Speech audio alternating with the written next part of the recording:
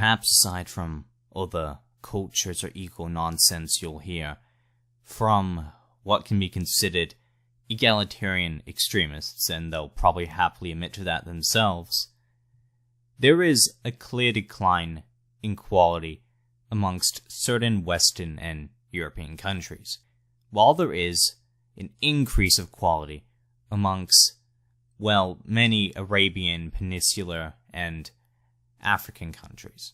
But this might have to do with fertility rates and birth rates and various other contributing factors, genetics, eugenics, and so forth. But onto the topic of culture, civilization, and simple environmental factors having a play and altering the way life is within their everyday lives, the inhabitants of these countries, we ask ourselves why people evolve differently, and why different societies have been formed by different demographics of people. Is it a religious thing? An ethnic thing? An economic thing? Well, it depends on who you ask, because you're going to get different results based upon the ideology of the individual you are asking. But to give an idea, let's say, for instance, you have 10,000 people. You take them to what is equivalent to, say, the landmass of Singapore or Iceland, or Greenland, maybe. But Greenland is quite the opposite of a densely packed country. It's quite big and has very few inhabitants, like Mongolia. But let's just say Singapore for the sake of it.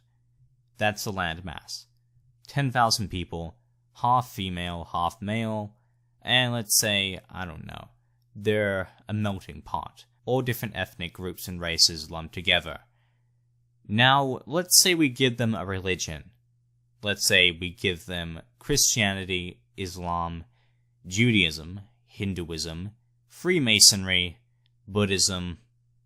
We give them Jainism, and, well, we give them pretty much the major religions. And we just let them, sit there.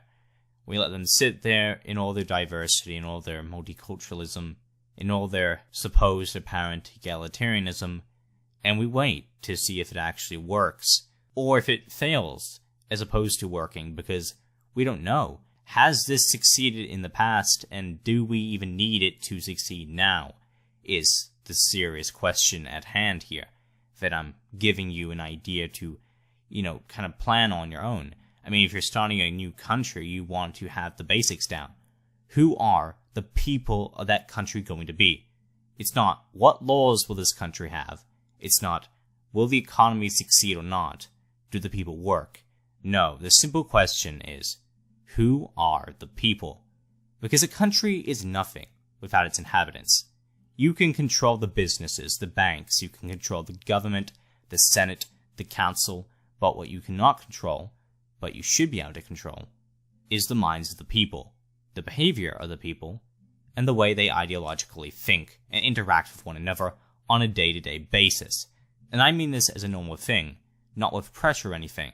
These people who want to come to your country feel as though their ideology matches the policies present within that nation. So let's say I want to start a far-right nation. Think of it as the Fourth Reich. Clearly, I'd get a lot of people who already have that far-right fascist ideology, whether it be nativist or it be, let's just say, extremely authoritarian. And let's say I want to start a far-left society, anarcho-communist society, with Stalinism and Maoism and all the inspiration of, philosophy based around Marxist thought. I'd obviously attract far-left people, but of course I'd get certain demographics in the far-left that would be more inclined to come to that country as opposed to others. People who are dedicated, people who don't work, or those who do work. But it all depends upon your policies.